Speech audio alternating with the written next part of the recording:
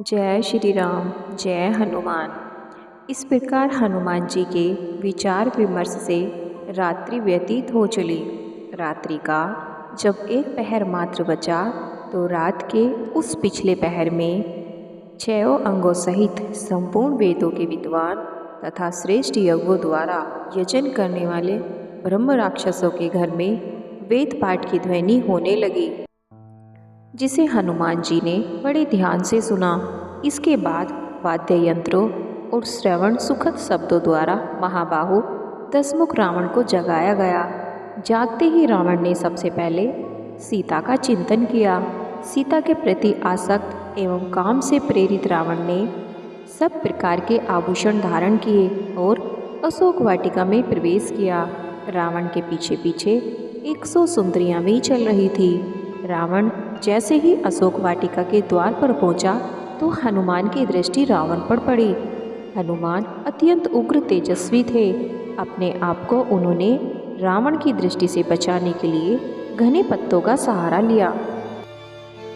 सीता ने जब रावण को अपनी ओर आते देखा तो वो थर थर कांपने लगी और अपने शरीर को अपनी साड़ी से छिपाने लगी।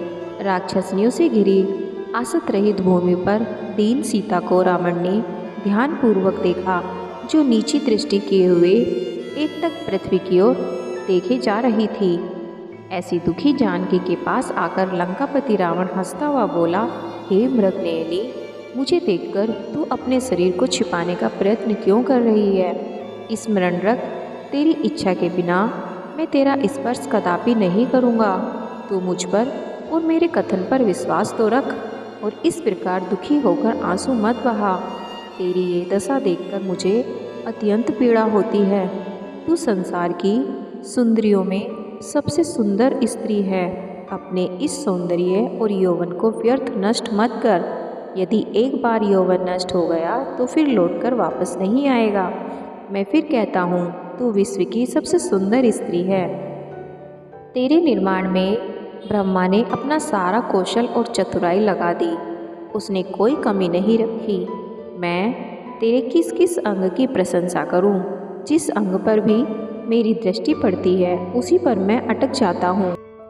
मैं तुझे पूरे हृदय से अपनाना चाहता हूं, इसलिए तुझसे कहता हूं, तू राम को भूल जा, उसकी मोहमाया छोड़ दे। मैं तुझे अपनी पटरानी बनाऊंगा। मेरी सभी रानियों में तेरी दासी बनकर रहेंगी और मैं भी तेरा दास बनकर रहूँगा। संसार में कोई भी मेरे जैसा विद्वान नहीं है। तुझे उस राम से भयभीत होने की आवश्यकता नहीं है। मेरे साथ चलकर मेरा ऐश्वर्य तो देख और उस वनवासी कंगाल राम को भूल जा।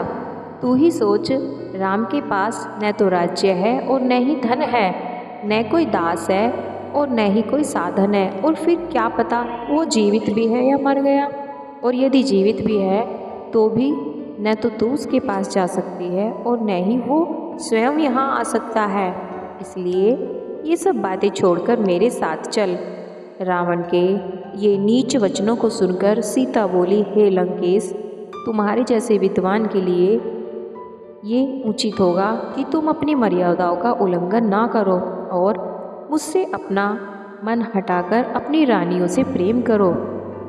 तुम मुझे मेरे सत्यत्व से कभी विचलित नहीं कर सकते। अपने प्राण रहते मैं तुम्हारा ये नीचता से परिपूर्ण प्रस्ताव को किसी भी दशा में स्वीकार नहीं कर सकती। तूने अभी तक मुझे पहचाना नहीं है। मैं तेरे ऐश्वर्य, राज्य और धन संपत्ति के लोभ में नहीं फंस सकती। तेरा यह कहना भी कदापि व्यर्थ है कि राम जी से मैं नहीं मिल सकती। अरे मूर्ख, वे तो सदैव मेरे हृदय में निवास करते हैं। मुझे कोई उनसे अलग नहीं कर सकता। मेरा उनका अटूट संबंध है। वो मेरे हैं और मैं उनकी हूँ। तू अब भी अपनी गलती मान ले, मैं तुझे उनसे क्षमा करा दूंगी। यदि तू अब भी अपनी हट पर अड़ा रहा तो विश्वास कर, तेरी मृत्यु निश्चित है। तुझे उनके बाणों से कोई नहीं बचा सकता। मैं फिर कहती हूँ कि सावधान हो जा। अपने साथ लंका और लंकावासियों का नाश मत कर।